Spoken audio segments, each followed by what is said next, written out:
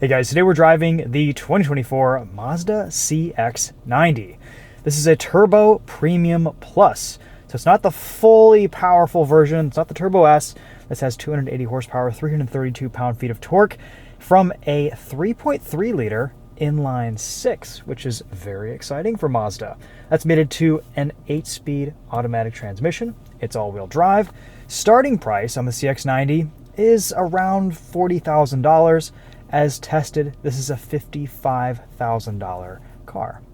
Mazda's trying to compete in the luxury space. They're trying to kind of encroach upon Audi, BMW, Mercedes territory, and I think, on first impressions, they're doing a pretty good job of it. Let's walk you around this CX-90 today.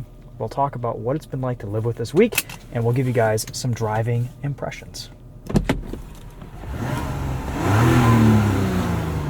There's that inline-six, has a nice throaty sound to it. All Mazda CX-90s are hybrids. This is a mild hybrid. It has a 48-volt mild hybrid system mated with that 3.3 liter inline-six. It'll turn off throttle. The engine will shut off at stoplights. There's some trickery to it. It works out pretty well. This is actually reasonably fuel efficient. 24 miles to the gallon in the city, 28 miles to the gallon on the highway. Surprising numbers for such a big 3-row SUV. Let's start in the back here. We'll pop the tailgate. Lots of storage space in the back of this CX-90. A little bit of room under here. I assume there is a spare tire, since there's kind of a cutout for one. I am probably one of the last automotive reviewers to drive the Mazda CX-90. This is the first time I've actually ever been in one, and the launch was quite a while ago. So we're going to check out the third row here, see what type of space we have. One thing I will note is that when I've had this third row down this week, these seatbelts have just been rattling a ton. So you want to be sure that you put those in their little keepers right here and just kind of store them away so they don't rattle around. It's nice that they have a little home. I like the manual operation of these seats, nice and easy. Headrests pop up, and there's a decent amount of room behind that third row too. 2 buttons on the tailgate, one to lock the vehicle if everything's off, and one to close. We've got window shades right here. Really nice finishing, really nice interior design. All the materials in here feel very premium, very high quality. I am so impressed with what Mazda has done with their interiors over the last few years. This CX-90 does really punch above its weight. Of course, this is a replacement for the Mazda CX-9, which we reviewed pretty recently, and it just feels like a more modern, more luxurious upgrade.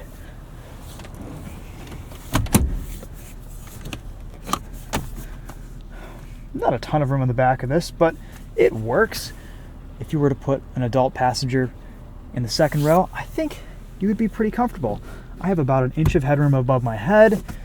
These third row seats are a little bit low, but I'm 5'10", and I could survive back here. This is okay. We even get air vents. We get a USB-C port.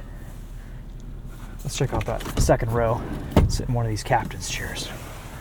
Getting in and out of the back of this is pretty easy, thanks to this raised roof. Seats are a little bit sticky to move back and forth, but it's nice you can adjust them on these sliders. Got some cup holders right there, and a nice pass through here between these captain's chairs, though these armrests do kind of get in the way a little bit. Easy access to your ISOFIX points, and very good ingress and egress. You'll notice this rear door opens at almost a 90-degree angle, which really makes it easier to get in and out of, and to load in car seats, children, things. Really nice high roof here too. Yeah, I'm very comfortable in the back of the CX-90. It's spacious. I like the leather. I like the design of everything. It's an open, airy cabin, a lot less dark and a little bit more inviting to sit in than the Mazda CX-9 was. My biggest complaint with the CX-9 was it just felt kind of dark and moody. There wasn't a big panoramic sunroof. That helps a lot with this. You'll notice we also have rear climate control, which is nice. I think we probably have to turn it on from the front seats. But again, I'm very comfortable back here at 5'10", plenty of room to stretch out.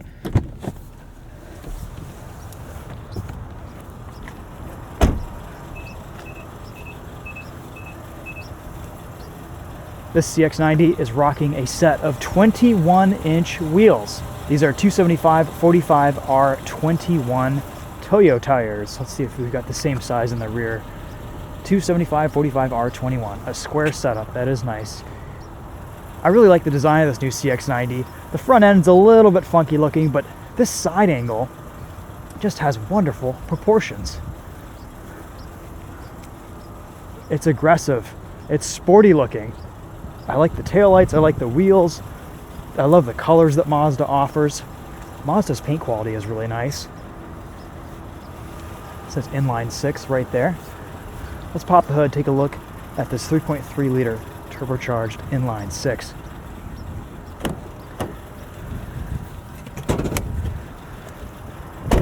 Is this a rival to the mighty B58? I don't think so, but for the money, it's a very decent engine. Can't really see anything. Let's hop up front. We'll check out the front seat a little bit, and then we'll go for a drive.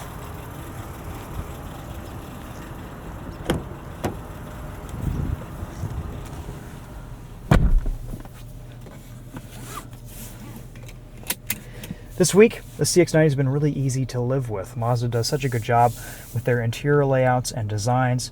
Plenty of physical controls and buttons for just about everything I need. The infotainment with the scroll wheel takes some getting used to. You can use this as a touchscreen when you're parked, but the rest of the time you're going to be kind of relying on your muscle memory to navigate everything. However, Mazda has included some quick access buttons for navigation, for your music. Once you familiarize yourself with the shortcuts that Mazda has kind of given you here, it's a pretty easy vehicle to use from an infotainment and tech standpoint. CarPlay's worked well this week. This screen looks nice, pretty high res, nice and wide. Everything seems to integrate very well. Again, this is going to be mostly a CarPlay and Android Auto focused infotainment. We've got wireless charging right down there, and one possibility is wireless charge point on West Ann Arbor connection here. And Siri's freaking out. A couple of cup holders right there. Not the best location for them, but I guess it works. And then you've got some more storage in here. Lots of USB-C ports in the CX-90. We've got heated, ventilated seats, a heated steering wheel. Heated steering wheel doesn't heat it up too much. It's enough. Button right here to pop the tailgate. 2 seat memory settings. Traction control off. And then this is the iStop, which basically disables the engine turning off throttle at stoplights. I've mostly left iStop on this week. It isn't that intrusive of a system, and because this is a mild hybrid, the engine starts up immediately, which is nice. Interestingly enough, when you start up this car, the engine has to crank over quite a few times before it starts. You'd think Mazda would have just used the mild hybrid system to start the engine, but that's not the case. There's still a starter motor in this CX-90. Here's your gear selector. Park is over to the left. Push it to the right to go into reverse. We've got a pretty nice looking 360 camera. We also get quick access buttons right here for our forward facing camera and hill descent. We have 3 drive modes: normal, off-road, and sport. We'll play with sport mode a little bit today, but mostly you're going to be driving this in normal. And you can see my average fuel economy this week, mix of city highway, mostly city driving, has been 24 miles to the gallon. Savage Geese there making a cameo. All right, that's probably enough of a walk around. Let's go for a drive, but before we do, quick wrist check. You may notice today I'm wearing a Tudor Pelagos 39. And I chose this watch this week from Lewis Jewelers because this is kind of a very similar watch to the Mazda CX-90. It punches above its weight. It's a bargain luxury option. This wants to be a Rolex Submariner, but arguably it's better value and maybe even a little bit better of a watch in some ways for a fraction of the price. And much like the Mazda CX-90 is versus maybe some of the German competition. So we've got some pretty cool features with this Tudor Pelagos 39. It has a 39mm case, snowflake hands, a ceramic bezel. Listen to this. Ooh, that sounds feels very nice. It's titanium, so it's very lightweight. It wears really well on the wrist, and I've really enjoyed having it on mine this week. Thanks to Lewis Jewelers for this watch this week to test and to share with you guys. Go check them out at lewisjewelers.com. They carry many fine watches and, of course, other jewelry as well, but we're focusing on the watches because that's what I am excited about. They carry some of my favorite watch brands like Tudor, Omega, Breitling, Tag Heuer, and Grand Seiko. We've got to get a Grand Seiko in here too at one point. But anyway, enjoy this on the wrist for this drive. Let's go see what this Mazda CX-90 is like on the road.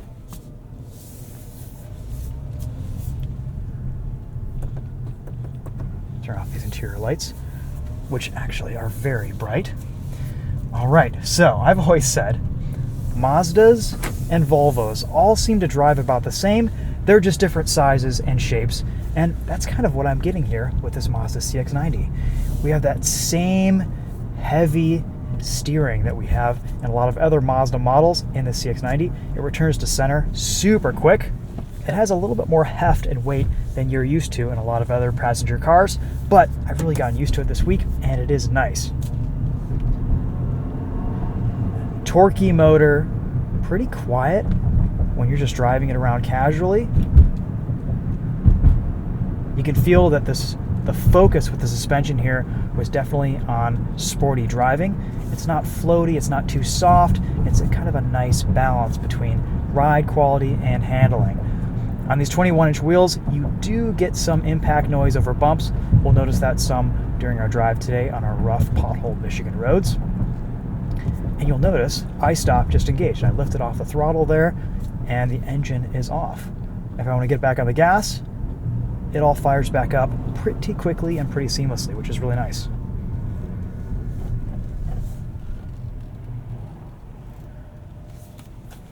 Only weird fluke that I've noticed with this week, and it might be a stick or something stuck onto the car. I haven't looked at it, but I am getting a little bit of rubbing from the front passenger side wheel and on what sounds like the wheel liner.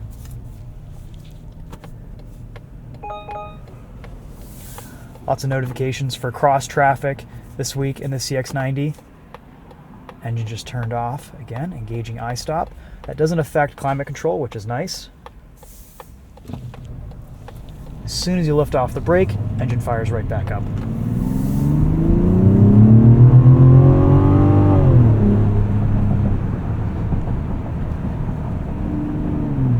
Plenty of power here from this 3.3-liter inline-six. Let's go into sport mode.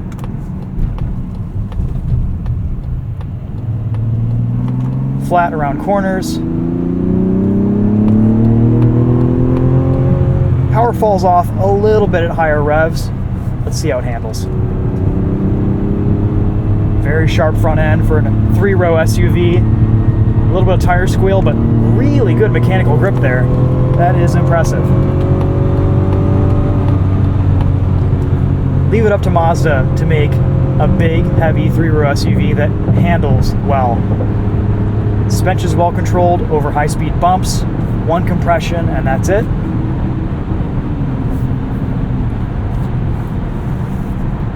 I've got to admit, this is a really nice driving experience for Mazda. They have outdone themselves just in kind of raising the quality of the feel behind the wheel in this CX-90. I was a little bit apprehensive about driving this week because I've heard mixed reviews, kind of back and forth. Initially, when a lot of the journalists went out to the launch of the Mazda CX-90, some of them complained about the wet clutch 8-speed gearbox being a little bit rough on starts from a stoplight. I haven't really experienced a lot of that this week. They may have done some tuning, some tweaking, some smoothing of the transmission tuning since that launch, which was probably with pre-production vehicles. So I'm going to kind of chalk that up to pre-production woes. This week, this transmission's been pretty smooth. And again, this is a Turbo Premium Plus, not a Turbo S. So I would like to drive the plug-in hybrid at some point, and I would like to drive a Turbo S Mazda CX-90. That sounds kind of strange to say. It sounds like it's a Porsche. It's not. It's just one of the many, many trim levels in this SUV. Turn signal, really pleasant tone. I like how it kind of fades to black between clicks. You've got two different gauge cluster modes here. When you engage cruise control, you have this digital speedo readout with kind of a display that shows you what's around you in your blind spots. You can see your following distance, and then if you turn off cruise control, it switches to a more traditional gauge layout with an analog speedometer and tach and everything. Kind of neat. We have lots of adjustment here for our display brightness. Always like physical buttons for that. Headlight performance is excellent at night, as you would expect.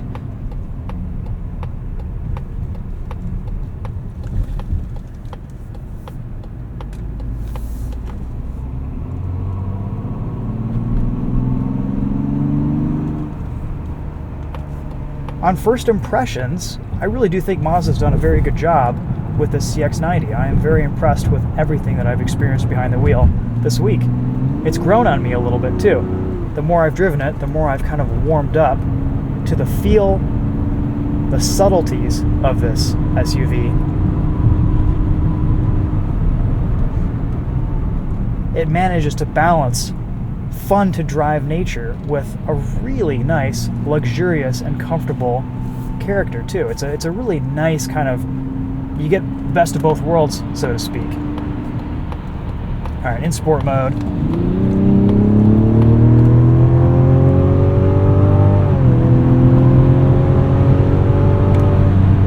No complaints at all about the 280 horsepower.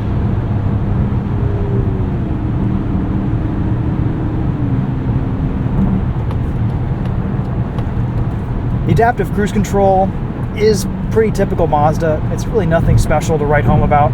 It works. I've been using it on a semi-regular basis, but it's a little bit, it can use some smoothing. It's a little bit jerky sometimes. It seems to accelerate and brake a little bit more abruptly than I would like.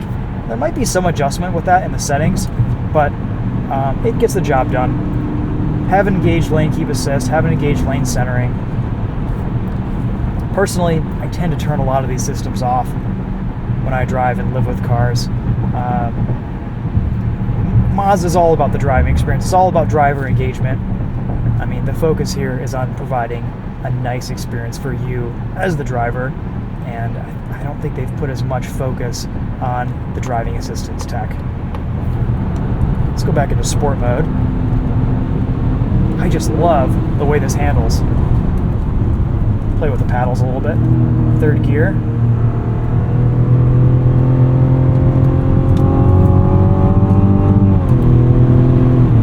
Auto shifting there. At red line. Again, like a lot of Mazdas, it never quite shifts all the way up to red line. It'll short shift just because most of the torque is down low in this inline-six, and that's fine. That's okay. I don't have any issues with that. I have good visibility, even with the third row up. Of course, it would be nice to get a digital rear view mirror, but that is okay. I don't really need for it. These side mirrors are massive.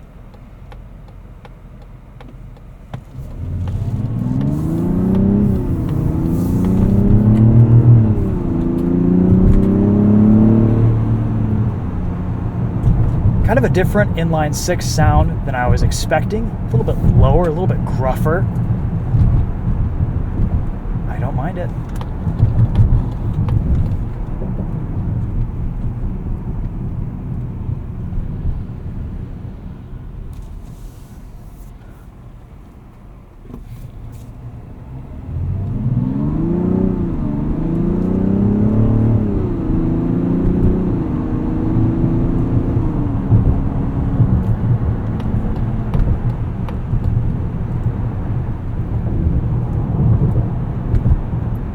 Let's go drive on some rougher roads and see what the suspension sounds like over some bumps.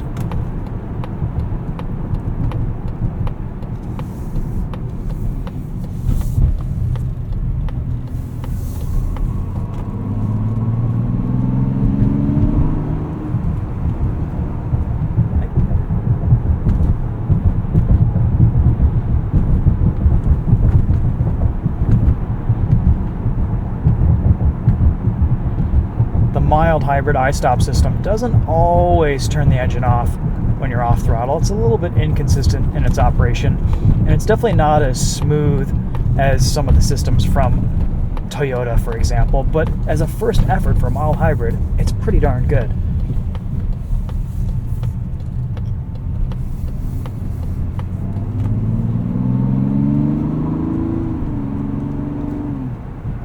Once you get going, this gearbox is butter smooth. I've only experienced just a couple little lurches before the transmission has had time to warm up, starting off from traffic lights. It's been fine. I don't think a normal person would really notice it or have any complaints about this gearbox. I'm going to chalk up a lot of those initial complaints and grievances to pre-production tuning and pre-production vehicles.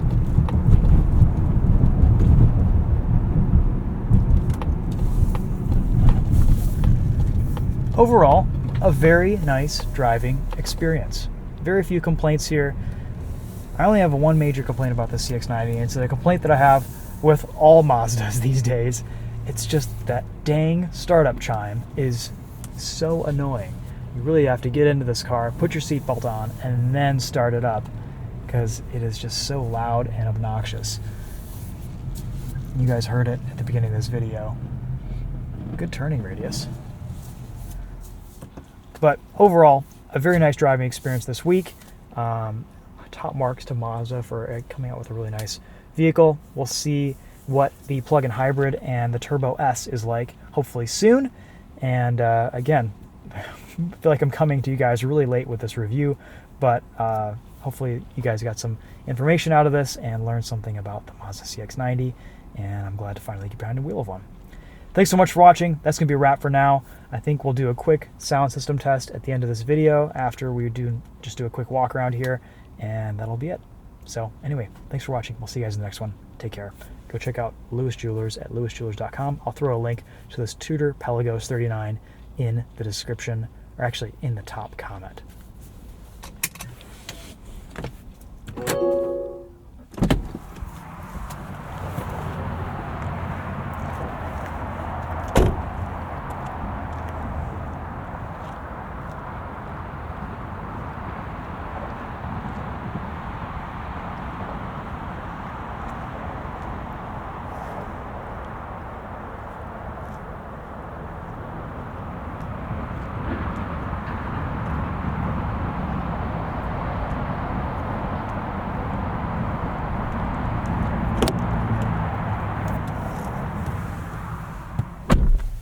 So easy to get in and out of.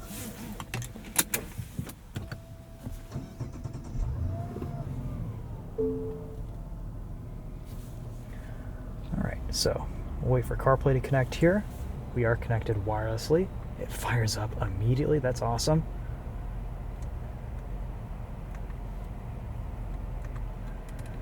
We've got volume control down here. We can skip tracks by pushing right or left on that volume nut button, which is great.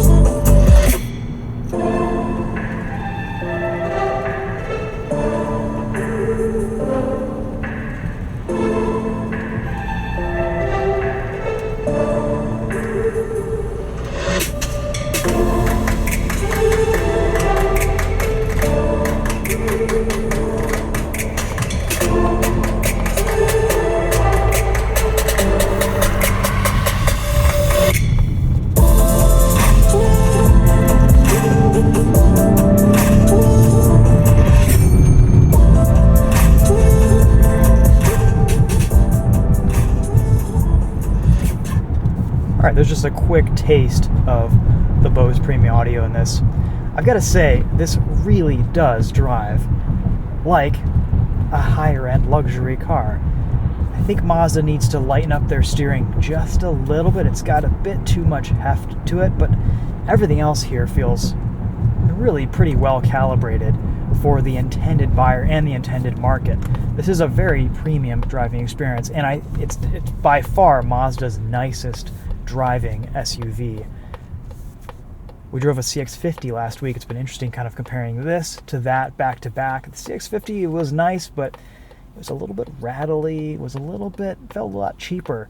They have lightened the steering in the Mazda CX-50 versus when it first came out, and I wouldn't be surprised if they do the same thing to the CX-90, but this is a really solid offering. It's a really nice vehicle. For the money, I would consider this over some of the German rivals. Mazda's known for their reliability. They're known for their build quality. We had a Mazda CX-30 for a few years and absolutely loved that. And this just drives like a big Mazda CX-30. So we'll end on that note.